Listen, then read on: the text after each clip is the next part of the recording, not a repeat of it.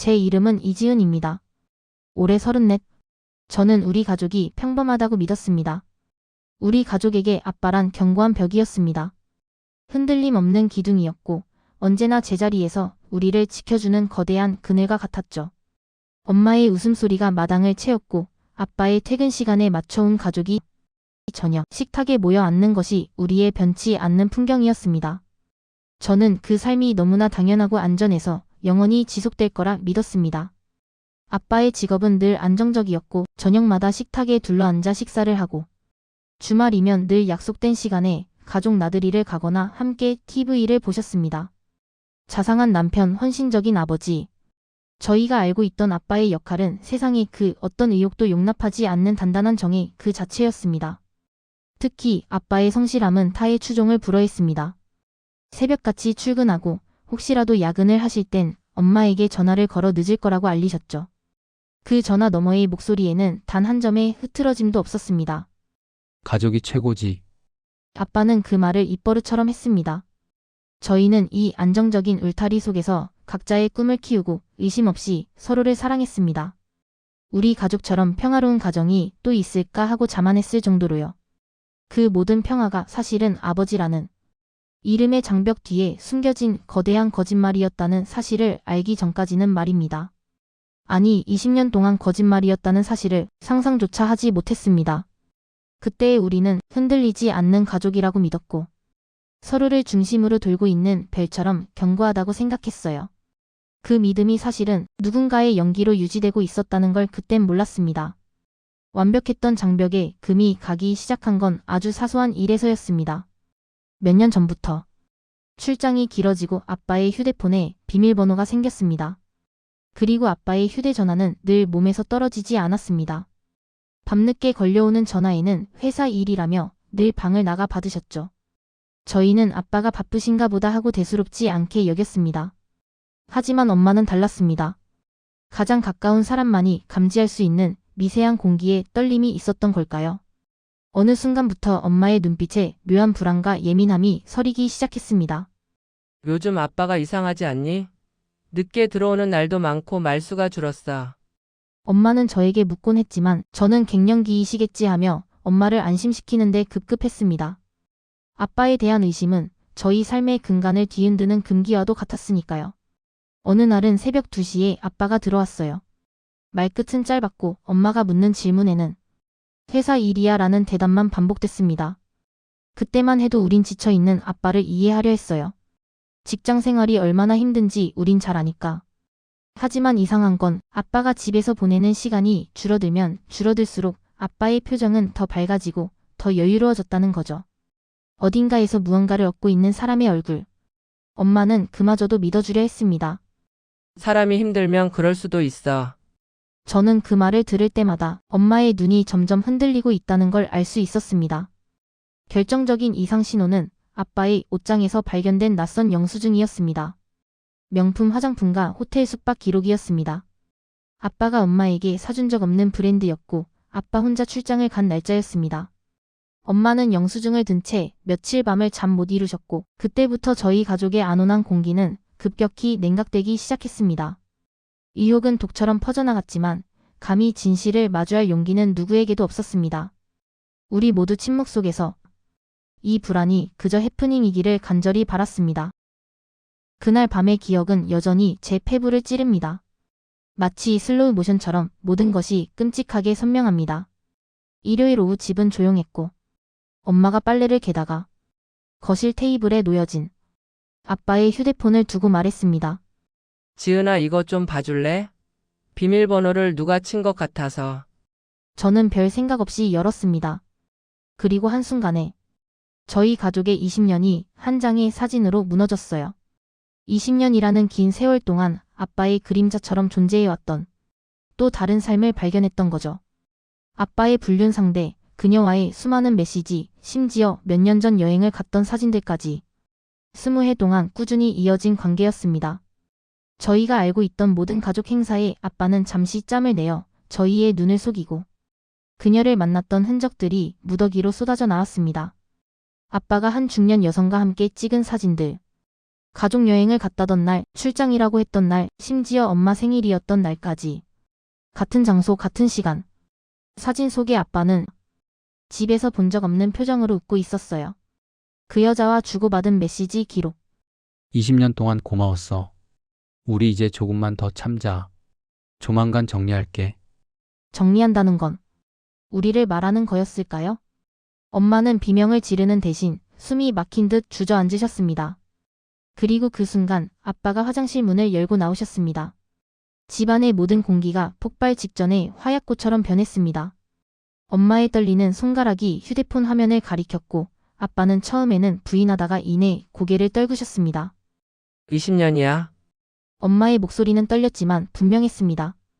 아빠는 한숨을 쉬고 잠시 눈을 감고 그리고 믿을 수 없는 표정을 지었습니다. 미안하다. 나도 이렇게 오래 끌 줄은 몰랐다. 그 말은 그 어떤 변명보다 잔인했어요. 몰랐다가 아니라 끊을 생각이 없었다는 뜻이었죠. 그날 밤 우리 가족의 대화는 끝내 갈 곳을 잃어버렸고 20해 동안 쌓아 올린 우리 가족의 성을 단숨에 무너뜨렸습니다. 오래됐다는 그 말이 20년이라는 세월 동안 아빠의 삶에 우리 가족의 자리는 없었다는 충격적인 진실을 드러냈습니다. 분노, 슬픔, 배신감, 그리고 어떻게 20년을 하는 비현실적인 혼란이 제 머릿속을 강타했습니다. 아빠의 얼굴은 더 이상 제가 알던 그 얼굴이 아니었습니다. 그는 한순간에 가해자이자 저희의 가장 소중한 믿음을 짓밟은 타인으로 변해버렸습니다. 사건이 터진 후 저희 집은 더 이상 집이 아니었습니다. 전쟁터나 폐허에 가까웠습니다. 엄마는 며칠 밤낮을 울기만 하셨고 식음을 전폐하셨습니다. 평생을 헌신했던 남편의 배신은 엄마의 존재 자체를 부정하는 것과 같았습니다. 엄마는 자신이 살아온 20해가 모두 거짓이었는지 되물으셨습니다. 저와 제 남매들 역시 엄청난 충격에 휩싸였습니다. 존경했던 아빠에 대한 신뢰는 바닥으로 떨어졌고 그 자리는 걷잡을 수 없는 분노로 채워졌습니다. 저희는 아빠를 향해 소리를 질렀고 어떻게 우리에게 이럴 수 있냐고 울부짖었습니다. 하지만 아빠의 태도는 놀라울 정도로 차분했습니다. 아니, 오히려 해방된 듯한 혹은 모든 것을 포기한 듯한 묘한 무기력함이 느껴졌습니다. 가족 간의 대화는 곧장 싸움으로 변했고 사소한 의견 충돌도 아빠가 저지른 근본적인 배신을 상기시키며 감정의 파국으로 치달았습니다. 우리는 서로의 눈빛을 피했고 함께 식탁에 앉는 것조차 고통스러웠습니다. 이 비극적인 혼란 속에서 아빠는 결국 짐을 쌌습니다. 엄마와 저희의 격렬한 분노와 절규에도 불구하고 아빠는 자신의 선택을 굽히지 않았습니다. 미안하다. 하지만 나는 내 삶을 살아야겠다. 아빠는 정말 잠시 나갔습니다. 그리고 다시는 돌아오지 않았습니다. 아빠는 저희에게 또 다른 미안함을 남기고 그 여자한테 갔습니다. 아빠가 집을 떠난 날, 집은 기이할 정도로 조용해졌습니다. 아빠가 앉던 소파 자리, 아침에 커피를 마시던 식탁 모서리, 늘 옷이 걸려있던 옷장. 그 모든 곳에 아빠의 부재가 거대한 그림자처럼 드리워졌습니다. 그 여자와 함께 살기 시작했다는 소식을 들었을 때 저희는 또다시 배신감을 느껴야 했습니다. 저희가 이렇게 고통스러워하는 동안 아빠는 새로운 삶을 시작했다는 사실이 견딜 수 없었습니다. 엄마의 눈이 그날 이후로 어떤 빛도 담지 못하게 되었는데도 우리 가족은 그날 이후로 단 한 번도 함께 식탁에 앉지 못하게 되었는데도 그들은 평화로운 일상을 누리고 있을 텐데 저희는 이 잔해 속에서 서로에게 상처를 주며 헤매고 있었습니다. 엄마는 오랜 기간 우울증과 불면증에 시달리셨습니다.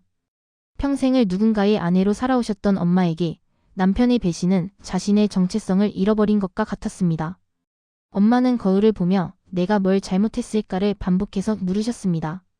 엄마는 모든 일상 기능을 잃었고 냉장고 문을 열어도 불을 켜도 집안의 공기조차 숨이 막힌다고 했습니다. 저와 제 남매들도 마찬가지였습니다. 분노는 점차 무기력으로 변했습니다. 일상생활이 붕괴되었습니다. 회사와 학교에 가는 것이 고문이 되었고 사람들을 만나는 것조차 버거웠습니다. 가족에 대한 믿음이 산산조각 났으니 세상의 어떤 관계도 믿을 수 없게 되었습니다.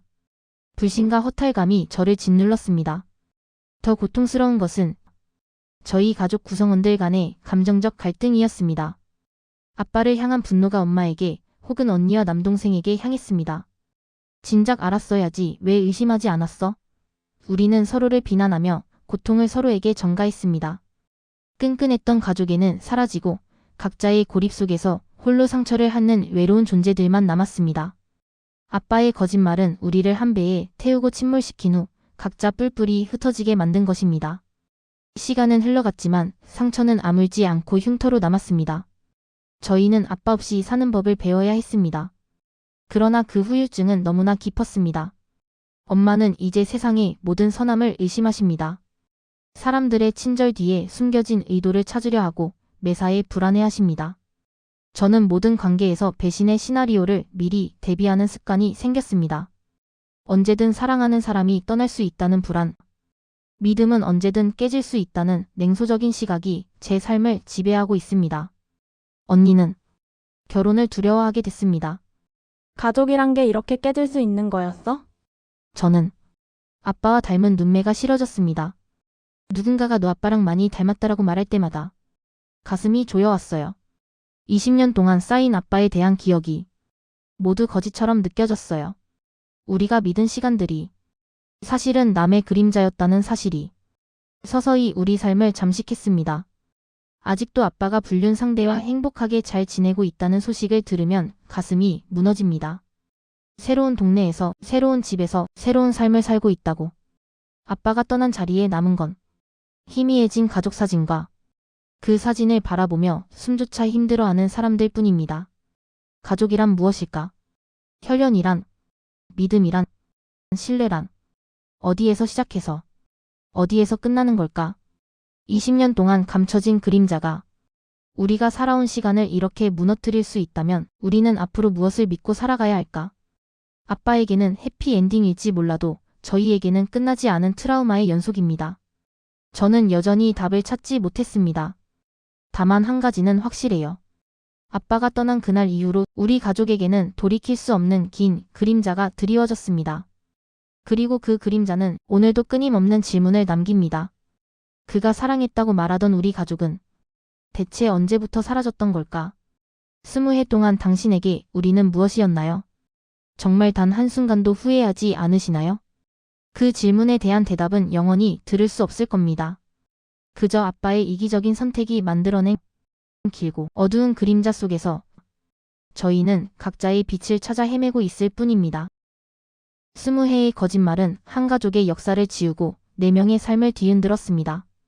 지금도 저희는 무너진 성의 잔해 위에서 아빠가 남기고 간 배신감과 슬픔을 딛고 힘겹게 걸어나가고 있습니다.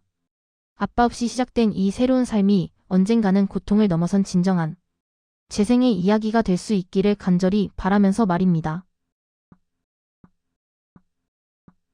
더 많은 이야기가 궁금하시다면 구독과 좋아요 부탁드립니다.